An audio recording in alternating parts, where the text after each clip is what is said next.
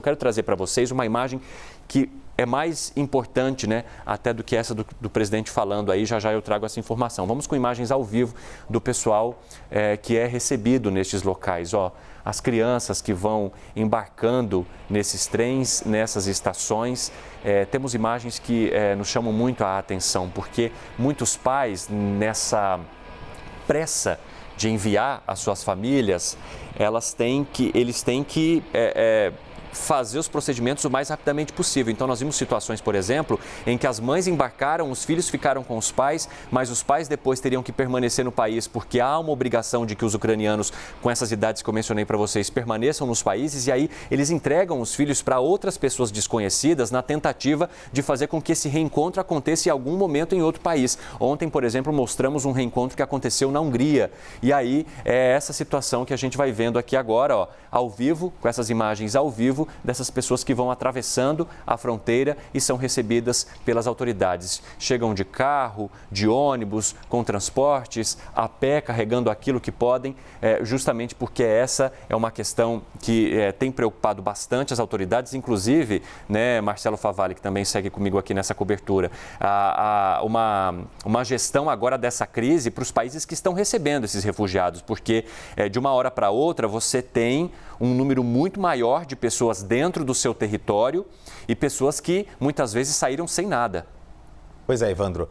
Infelizmente, a gente está vendo ser escrito agora mais uma página da história, mais uma página manchada da nossa história. Por que eu falo isso? Na virada do século XX para o XXI, a gente entrou nesta marca de ter ao maior fluxo de refugiados de toda a história da humanidade. E toda a história da humanidade, eu estou colocando aqui a nossa história contemporânea, teve a Primeira e a Segunda Guerra Mundial. Nem grandes conflitos que envolveram nações de diferentes continentes provocou um fluxo migratório, um fluxo de refugiados tão grande. Então a gente, claro, já vinha acompanhando nos últimos anos as pessoas que fogem da fome no chifre da África, na parte mais pobre do continente africano, as pessoas que fogem da violência em países como a Síria, que fugiram da perseguição política, da perseguição religiosa, e agora a gente tem mais um fluxo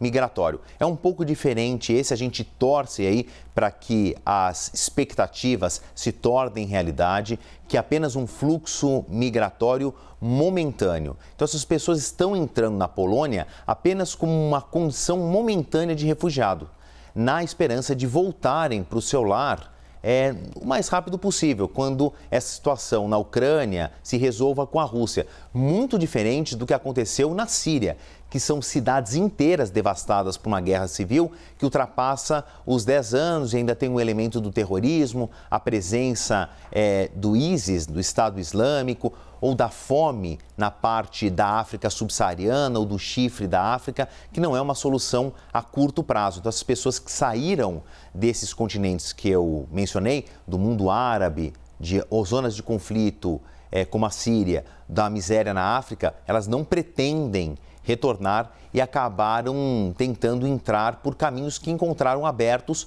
pelo Mediterrâneo, a exemplo do sul da Itália. Agora o que a gente está vendo é mais um agregado nessa história do maior fluxo de refugiados que nós já vimos em toda a nossa história, mas a gente espera que seja apenas momentâneo. É muito particular o que você destacou, muito sensível da sua parte, Evandro, esses dramas pessoais. As pessoas fugiram com a roupa do corpo ou com pequenas malas, sacolas, mochilas, o que conseguiam carregar. Muitos desses trajetos de centenas de quilômetros a temperaturas abaixo de zero foram feitas a pé, porque também não existe condição de fluxo. As estradas estão tomadas, algumas bloqueadas então pela defesa da Ucrânia ou pela invasão da Rússia. O sistema de ônibus e trens está superlotado, ele não consegue dar vazão a esse número de pessoas. Muitos fogem de veículos, mas começa a faltar gasolina no percurso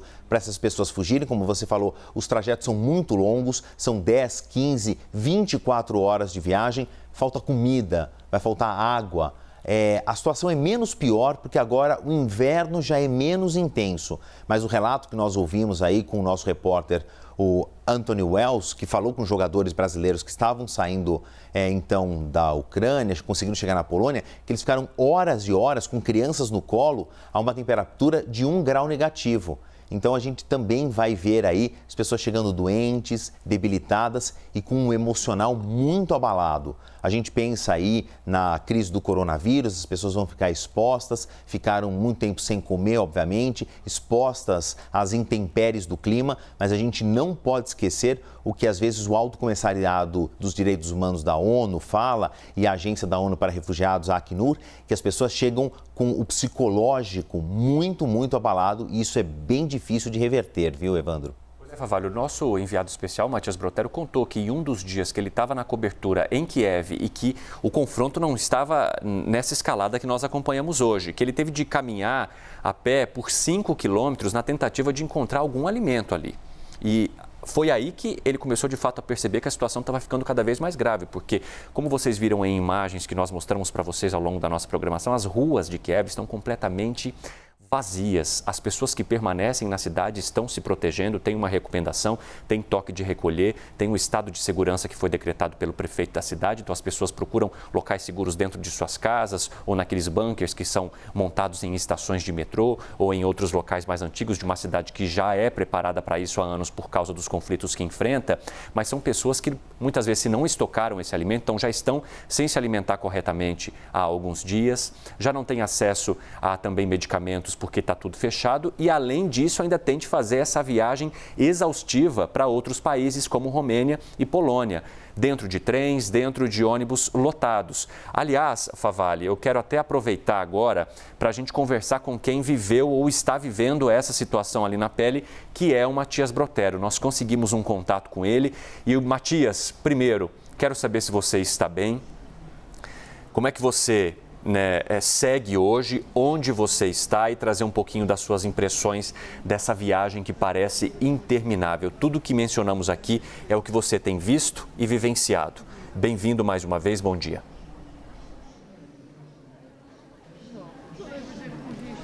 Bom dia, Evandro, bom dia a todos vocês que nos acompanham aí do Brasil. Eu estou em Varsóvia, que é a capital da Polônia. É o local, é o país que está recebendo o maior número de refugiados, né? A gente acompanhou muito de perto em Kiev, as bombas, as explosões, e agora a gente vem para um capítulo 2 de toda essa história que segue acontecendo, capítulo 1 ali em Kiev, na Ucrânia, mas agora a gente vem para um capítulo que é a questão da crise migratória, né? De acordo com a ONU, inclusive, Evandro, são 368 mil refugiados que deixaram a Ucrânia após a invasão.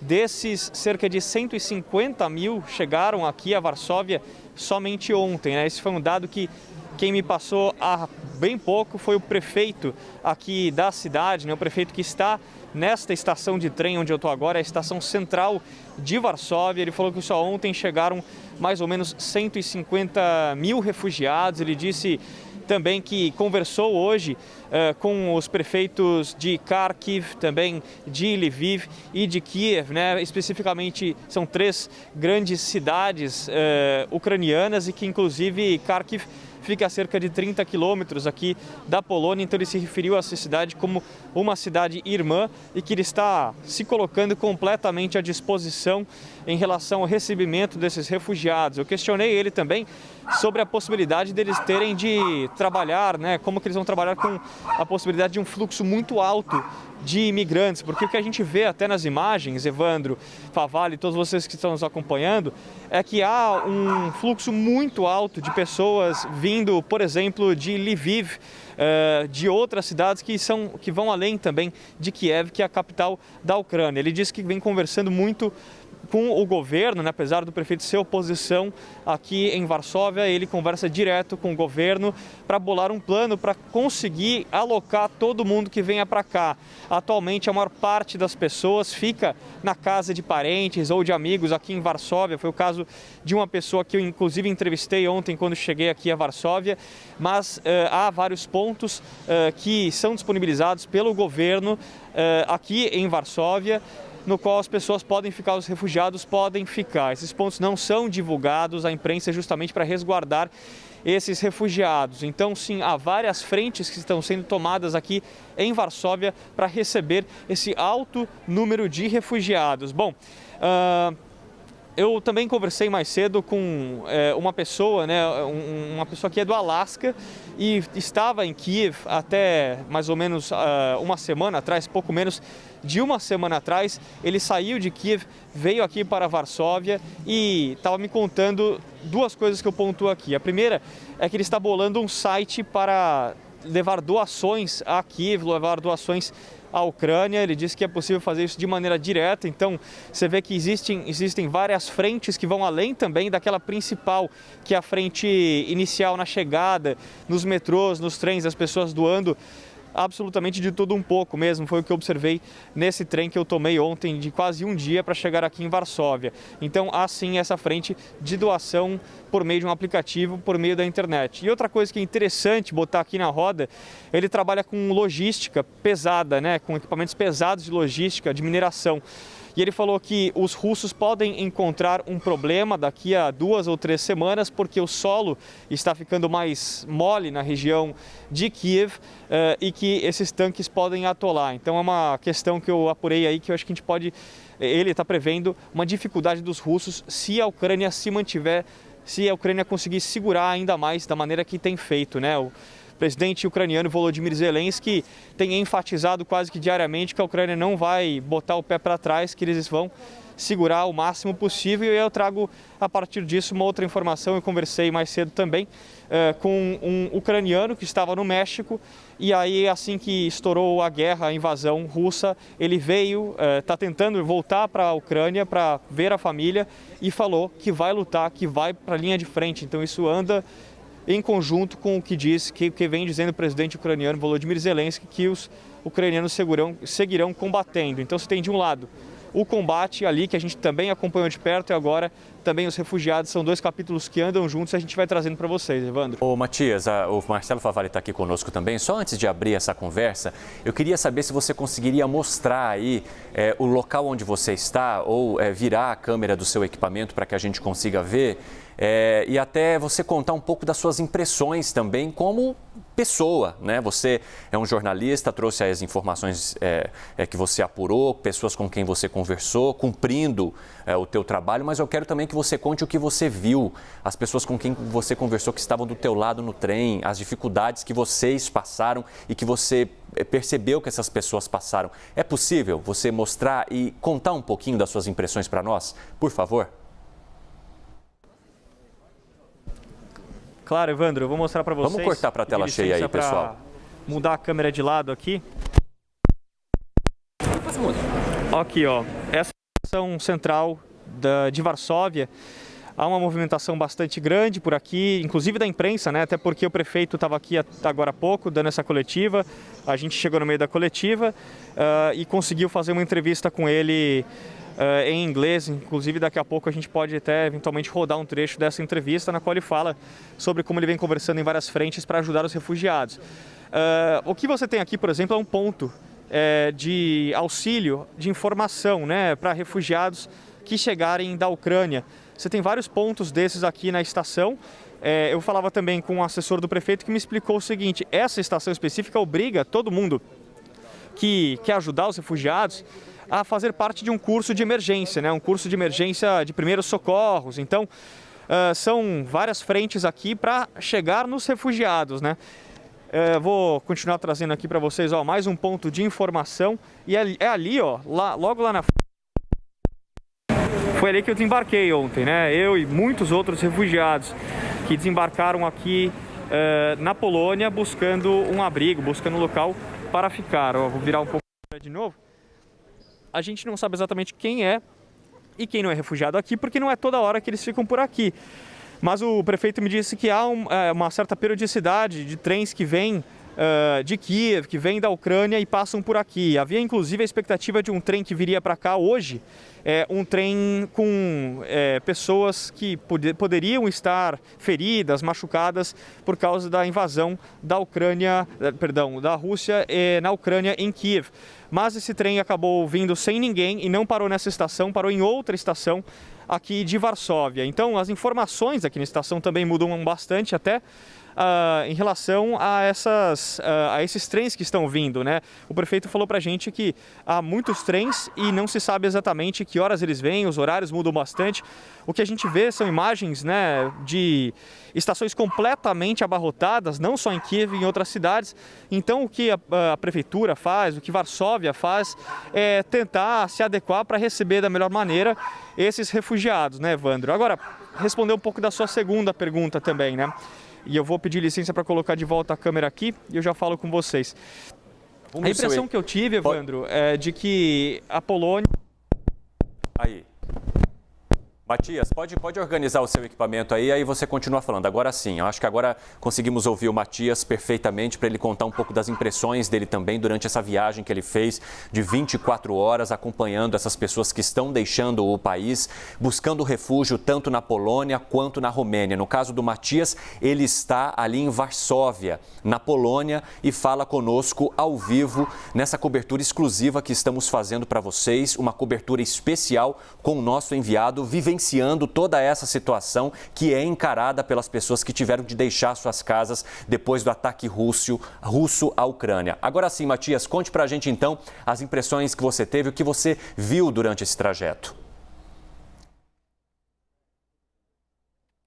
Vamos lá, Evandro. Antes mesmo de contar as minhas impressões, eu quero trazer um panorama para vocês, explicar, para situar exatamente onde eu estou. Varsóvia, né, a capital da Polônia, não é um dos checkpoints, um dos locais onde os refugiados podem entrar aqui na Polônia, até porque Varsóvia não fica na fronteira exatamente. Você tem ali 6 ou 7 pontos de confluência, né, pontos da fronteira nas quais essas pessoas podem atravessar. Inclusive a gente vai mostrando para vocês na CNN mais para frente aqui como está essa movimentação no cruzamento das fronteiras, né? Mas aqui o que há um centro de informações muito grande e também vários locais onde as pessoas podem ficar na Polônia, podem se abrigar. Vamos voltar então um pouco sobre a minha impressão, né? Porque eu estava num desses pontos onde os refugiados cruzam.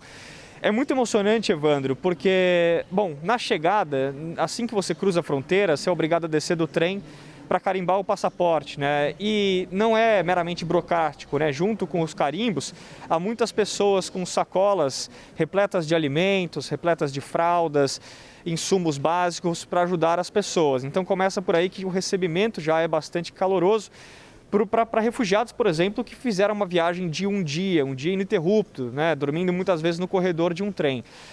Na segunda estação é que vem a parte mais emocionante, na minha opinião, aqui foi o que eu vi, né?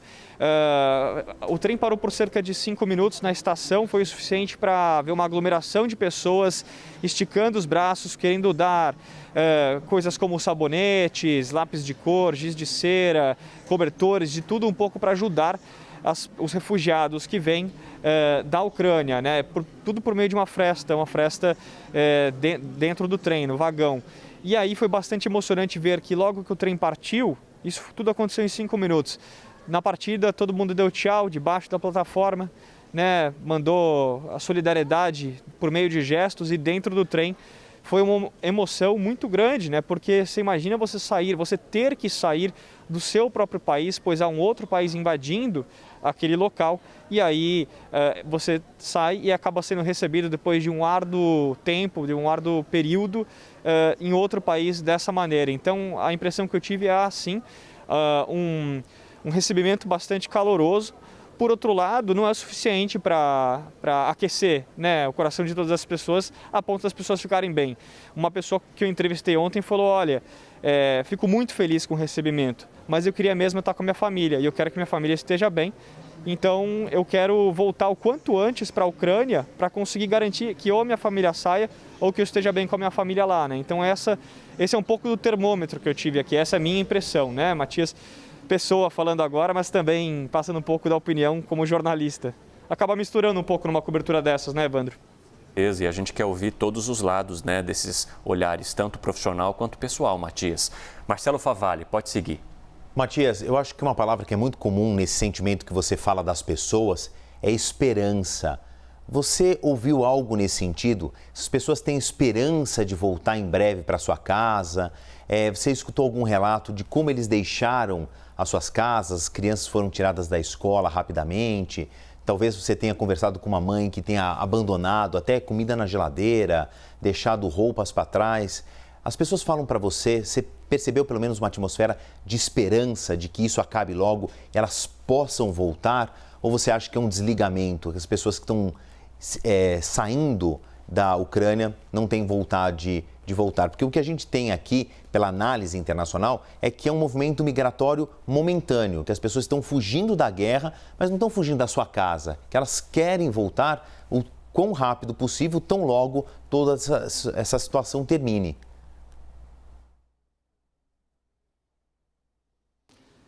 Favalli, esperança é uma palavra que define bastante como as pessoas estão se comportando em relação a terem de sair do país delas, né? Apesar de muitas vezes desacreditarem na possibilidade de isso acontecer tão cedo.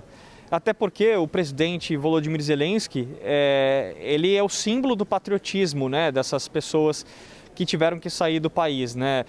Até um contexto político em relação a isso, né? Ele é um comediante que foi eleito como presidente, então é uma pessoa que tinha bastante apelo da população, e aí, uma vez que ele é eleito presidente, ele ganhou um respeito muito diferente da população, um respeito como se tivesse de um líder mesmo, né? Então, isso anda em linha com a esperança das pessoas de que eles seguirão combatendo na linha de frente. Isso até é o que diz uma pessoa que eu entrevistei hoje, que ela estava voltando do México para lutar, para participar na linha de frente. Ia encontrar a família, ficar cerca de 2 dias com a família, ia tentar chegar lá, que está difícil, voltar, né, entrar novamente na Ucrânia e ia depois lutar. Mas, de maneira geral, as pessoas não entendem que isso vai acabar rapidamente. É justamente porque há uma resistência muito grande na Ucrânia, né? Agora, esperança e solidariedade definem o ambiente no qual as pessoas estão vindo para cá, porque é a única maneira delas se comportarem em termos de terem de deixar o país delas, né? A gente tem, inclusive, eu estou recebendo informação aqui que a gente tem um trecho dessa entrevista que eu fiz hoje cedo mesmo, no hotel que eu estou hospedado aqui em Varsóvia, dessa pessoa que veio do México, estava viajando, assim que soube de como essas tensões escalaram, ele veio para cá para tentar voltar e ajudar e a combater o país dele de toda maneira possível, inclusive com coquetel Molotov, que foi uma recomendação do presidente Volodymyr Zelensky, para você ver o senso de urgência que o presidente está requisitando das pessoas que são ucranianas, né, em todos os sentidos. Vamos ver o que ele disse. Will spend a day or two with my family, and then I will go to fight for our freedom.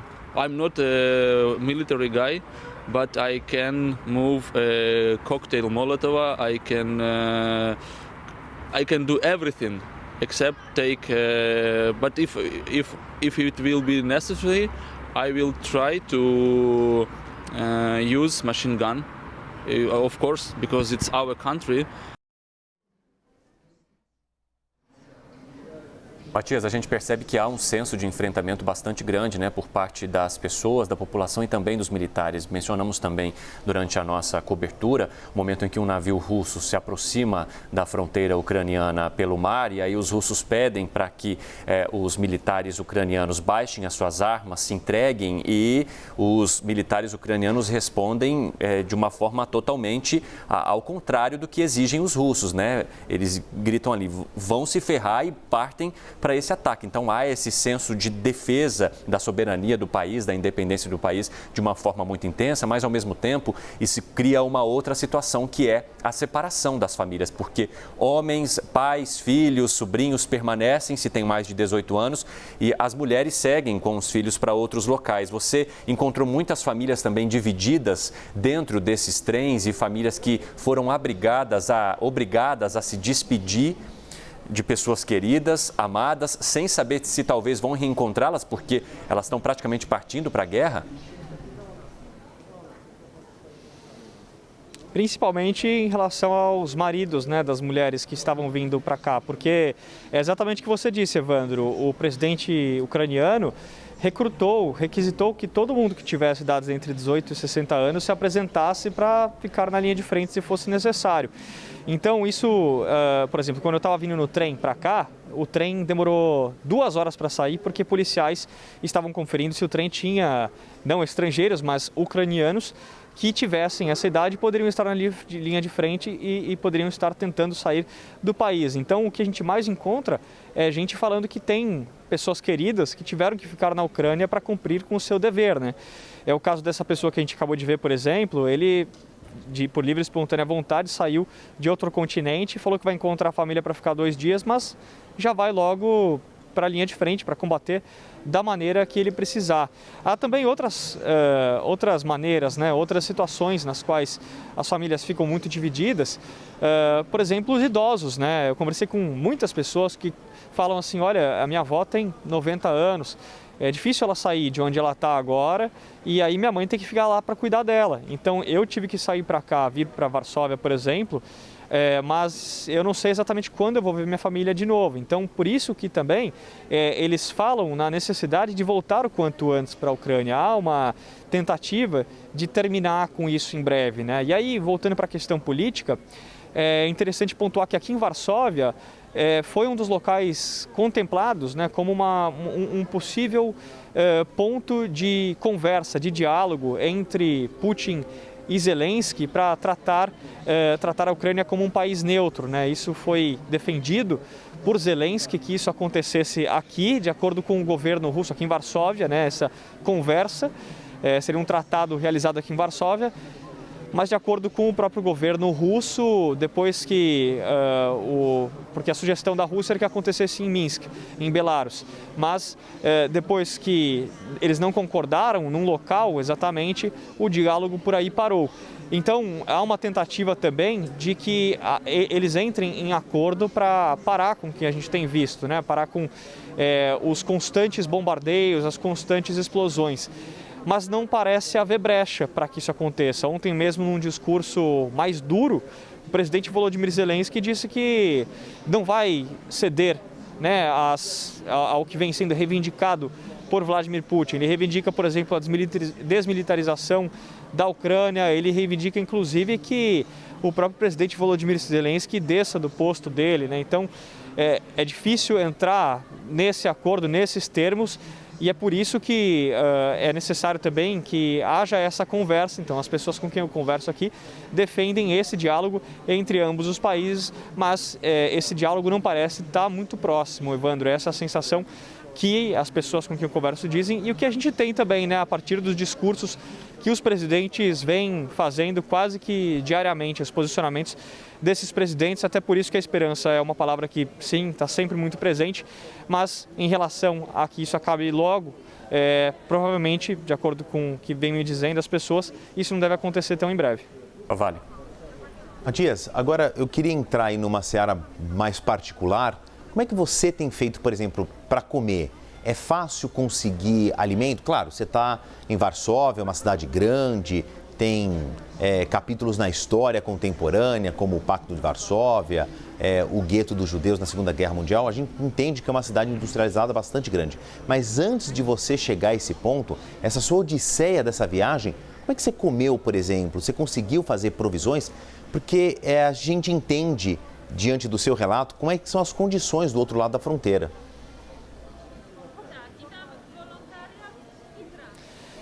Sim, Favali, assim, num período como esse, um período de guerra, é necessário você ter suprimentos, necessário estocar comida, e é isso que eu vi, por exemplo, em Kiev, né? Eu fui a um supermercado no qual as pessoas estavam tirando todos os perecíveis das prateleiras, as filas estavam abarrotadas, bastante cheias de pessoas comprando comida, água, para estocar, porque elas sabem que é muito difícil você conseguir achar um comércio aberto, e foi isso que aconteceu comigo também.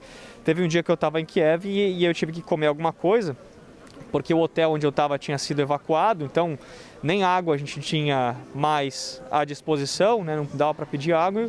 Eu fui à rua para tentar achar algum comércio aberto, e lá eu encontrei inclusive um britânico que já foi um militar, combatente em diversas guerras, diversos conflitos. E ele me disse sobre a necessidade, num período desse, das pessoas estocarem comida, ficarem garantidas em relação a isso. Ironicamente, foi o mesmo dia que eu acabei pegando o trem com os refugiados, para acompanhar esses refugiados, entender um pouco melhor como eles se comportam, como é que é a vida deles num período como esse. E a gente tinha pouquíssima comida, quase nada dentro desse trem, né? Porque, como eu disse, os trens eles mudam, o horário dos trens muda muito, os destinos mudam muito e as pessoas, o que a gente vê são pessoas embarcando no que tiver à disposição naquele momento, né?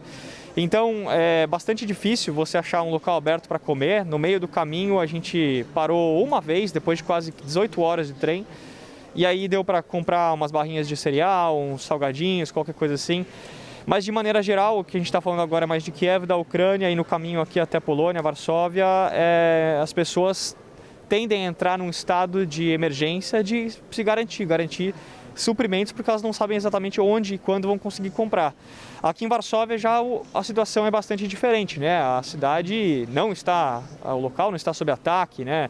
A Polônia não está sob ataque, muito pelo contrário, eles estão fornecendo muita comida, né? Então, eu pude ver bem de perto os refugiados recebendo esse alimento e foi muito gratificante para eles. Agora, teve um momento que eu acho que vale reforçar aqui, um momento de bastante solidariedade. De manhã, assim que amanheceu o dia, no trem, uma senhora tinha levado uma chaleira elétrica e aí ela se dispôs a fazer chá ou café para quem quisesse. E eles cortaram garrafas PET pela metade e aí houve um compartilhamento de bebidas quentes, digamos assim, logo pela manhã. Então, mostra também sobre como as pessoas buscam comida e sabem da dificuldade de encontrar comida, bebida e se colocam à disposição para ajudar uns aos outros, Favale. Matias, desculpa interromper você, claro. Evandro, é que tem uma história de bastidor muito boa, eu vou expor aí, né, no melhor sentido da palavra, o Matias Brotero. Tem uma história, Matias, da sua hospedagem. Você chega, o hotel quase que abandonado. Eu acho que essa é uma boa reflexão, é uma boa história para que todo mundo entenda lá o grau de desespero, inclusive dos comércios. Você falou de supermercados lotados, enormes filas, eu presumo também nos postos de gasolina. E o comerciante que teve que largar a sua loja, o seu comércio para trás para fugir. Eu acho que tem uma história interessante aí que ilustra bem o sentimento das pessoas e o ambiente em que você estava lá em Kiev.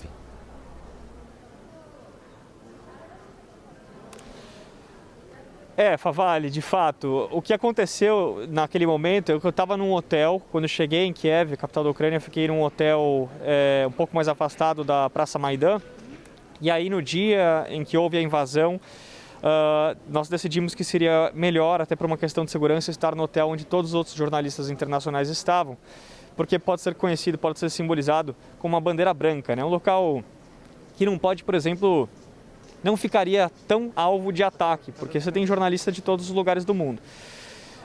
Eu cheguei lá nesse hotel, acabei entrando ao vivo várias vezes e aí tive que voltar para o hotel antigo para pegar a minha mala. E quando eu cheguei no hotel novo, já não tinha mais ninguém no balcão para fazer check-in, porque todo mundo tinha evacuado, né? O hotel foi uma decisão dos funcionários, completamente compreensível, mas não tinha como eu fazer check-in. E o que me foi informado foi, olha, a gente coloca à disposição para você o chão aqui, o sofá, pode dormir no carpete, tá tudo certo. No fim das contas, um segurança de boa alma percebeu que eu tinha uma reserva lá e se dispôs a achar um quarto para mim, achou e deu tudo certo. Mas isso mostra como, sim, a situação muda de uma hora para outra, então por isso que é necessário você se garantir, não só em relação à comida, mas em relação a acomodações, onde você vai ficar, até porque o hotel pode fechar de uma hora para outra, ele pode virar um local de ataque, então você tem que saber ali que naquele hotel, e nesse caso tinha um bunker muito profundo da década de 50, onde você pode se resguardar. Então, quer dizer, as situações mudam muito de uma hora para outra e você tem que contar com a solidariedade das pessoas que estão lá para te ajudarem, né? Porque muitas vezes você não tem controle sobre como a situação muda, né? Agora, em relação aos comerciantes, Favale, volto à história de quando eu saí do hotel para tentar achar um café da manhã, porque não tinha nada, né? E à noite também a gente acaba comendo um pouco. Não tinha praticamente nada aberto na região de Maidan. Eu achei um local, somente um local, que estava com uma fila imensa também, não só de jornalistas, mas pessoas de todo mundo que estavam naquela região e estavam buscando alguma coisa para comer. Mas assim, a impressão que eu tive é que o comerciante não está lá por uma questão econômica, né? Porque, claro, ele vai ter muito mais demanda do que em algum outro dia, mas por uma questão de solidariedade, porque ele percebe que há, assim, pessoas profissionais que precisam trabalhar, né, naquela região, não só jornalistas, mas também funcionários de alguns estabelecimentos como mercados, poucos mercados abertos na região. Então, há sim uma grande dificuldade de se encontrar suprimentos e também bastante solidariedade das pessoas que estão lá para ajudar. Ela se dispõe a colocar lá mesmo com as sirenes tocando, né? Quando a sirene toca, a orientação é buscar abrigo. Então, é mais ou menos essa impressão que eu tive em relação à dificuldade de encontrar suprimentos e também a dificuldade de comerciante, né? Porque no momento em que você tem sirenes tocando, barulhos de explosões, a última coisa que a pessoa pensa é no lucro que ela vai ter naquele momento, né? As pessoas pensam em voltar para casa e garantir a segurança delas. Matias, é muito interessante você contar um pouco desse bastidor, né, que o Favalli mencionou, porque a gente começa a entender um pouco, um mínimo, porque só quem está vivendo entende de fato por completo, a angústia, a ansiedade de você não saber se você vai precisar estocar, se não. Me fez lembrar muito, é claro, uma comparação, né, muito inferior, mas em relação ao início da pandemia, por exemplo, em que ninguém entendia nada do que ia acontecer. Aqui no Brasil, as pessoas correndo aos supermercados para estocar alimento, porque não sabiam se de fato as coisas se, né, manteriam abertas, se elas teriam acesso a isso. Aí a gente fica calculando num nível muito superior o desespero em relação a uma guerra, em saber se você conseguiria sair na rua e perder a sua vida por conta de um tiroteio, de uma bomba, de um míssil, e você não ter se preparado, e você não ter acesso a esses alimentos, e você não ter onde dormir. Como você mencionou, se não fosse uma boa alma ali te atender e te levar para um quarto, talvez você teria que ter ficado ali naquele carpete ou até mesmo no bunker. Então, você consegue até transmitir um pouco disso para a gente com essas impressões. E eu tenho uma outra curiosidade também, Matias, em relação à comunicação. Como é que está funcionando a comunicação dessa população em outros países, em relação ao próprio idioma, em relação a entender onde elas vão permanecer, ao que é passado pelas autoridades, sendo que são veículos que chegam abarrotados com um monte de gente ao mesmo tempo, sem provavelmente pessoas também numa quantidade que possa atender a todo mundo de uma só vez. Como é que está funcionando isso, hein? Evandro, a comunicação é uma das primeiras ferramentas que podem ser cortadas no momento de combate, no momento de guerra, justamente para tentar reduzir, né, o campo de atuação do inimigo. Então, lá em Kiev, por exemplo, eu tive informações de autoridades de que a comunicação, as telecomunicações e a energia poderiam ser cortadas em um curto período de tempo, né? Inclusive, naquele hotel que eu estava, um jornalista informou que logo depois, o Wi-Fi de lá foi cortado. Então, a situação fica bastante adversa num momento como aquele, né, num momento de cobertura jornalística, por exemplo, mas também para todas as outras áreas. Se você fica sem comunicação, você não consegue saber exatamente o que está acontecendo, né? Então, até por isso que o presidente Volodymyr Zelensky vem praticamente diariamente dando esses pronunciamentos, vem concedendo essas entrevistas coletivas, porque é por meio dessa comunicação que a população acaba se informando, sabendo sobre as atualizações, porque as informações também são muito desencontradas. Se você for ver, por exemplo, o número de casualidades por parte dos russos, né, a quantidade de pessoas, soldados russos que morreram em batalha, aviões que foram abatidos, isso tudo de acordo com o governo ucraniano, em algum momento esse número pode passar das centenas. Por outro lado, o governo russo diz em outros momentos que se não houve nenhuma morte, por exemplo, houve poucas. Então, assim, além do conflito direto, um conflito de narrativas, e é por isso que entra também a importância da comunicação, né, de se manter conectado. Nos bunkers, por exemplo, naqueles bunkers que eu inclusive visitei, que são as estações de metrô, as pessoas se mantêm bastante próximas, até nesse sentido elas conseguem se comunicar bastante bem, mas há sim uma dificuldade de comunicação, há sim uma maior dificuldade de você ter certeza das informações que estão acontecendo naqueles momentos, né? Agora, já em Varsóvia, aqui na Polônia, a comunicação está completamente normal, as pessoas seguem entendendo, acompanhando muito, até pelo trabalho da imprensa, o que está acontecendo na Ucrânia, acontecendo em Kiev, e aí elas recebem dessa maneira as pessoas que chegam aqui, por exemplo, na estação de trem onde eu estou agora, porque elas estão completamente a par da situação. Agora, para quem está lá, muitas vezes a gente não tem acesso à informação que quem está acompanhando na imprensa, quem está assistindo na TV, por exemplo, tem, né? É muita informação e atualização que chega de minuto a minuto. Ô Matias, eu quero aproveitar que você conseguiu entrar ao vivo com a gente, até por isso que a gente está explorando bastante essa conversa com você, né, com todas essas impressões.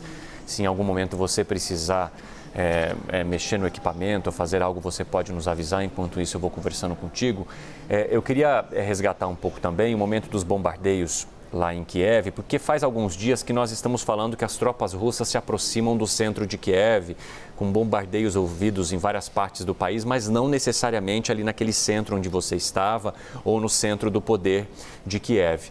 Eu queria que você colocasse para nós essa relação. É o fato da cidade ser muito grande, de haver um esquema de segurança também mais intenso em Kiev por parte das autoridades ucranianas, por se tratar da capital, por ser uma capital muito populosa também, são quase 3 milhões de habitantes, então o estrago provocado numa cidade que nem essa, cheia de prédios, completamente populosa, pode ser muito trágico em termos de mortes, né? Então é por isso que há essa lentidão até das tropas russas de conseguir acessar esses locais. O que você sabe sobre esse assunto, sobre essa parte dessa cobertura, Matias? Evandro, olha, acho que eu já dei essa informação hoje para vocês, mas eu queria repetir que eu acho que é válido. Uma pessoa que trabalha com logística hoje me falou que haverá uma dificuldade por parte do exército russo, né, essa é a expectativa, se o exército ucraniano segurar por 2 ou 3 semanas, porque os tanques são muito pesados e não conseguirão passar, por exemplo, por locais onde há terra, onde há lama, em Kiev, né? Então, o exército, os batalhões, eles têm que passar por diferentes dificuldades, e isso pode mudar o cenário todo, né? O cenário de um conflito bélico, por exemplo. Agora, em relação a Kiev mesmo, é uma cidade muito grande, né? A gente escuta, né, os barulhos, os estrondos das explosões, mas muitas vezes, e na maior parte das vezes, não sabe de onde vem, né? Às vezes até consegue ver, eu pude vi um momento, um bombardeio, e aí de lá a gente vê a fumaça subindo, mas antes de tudo você tem os estrondos, e as pessoas ficam bastante preocupadas. É nesse momento que as sirenes tocam e as pessoas têm que se recolher, têm que sair daquele local. Mas assim, para quem está na rua, é difícil saber de onde está vindo, né? Mas pela informação que a gente recebe mesmo. Olha, o aeroporto militar sofreu explosões.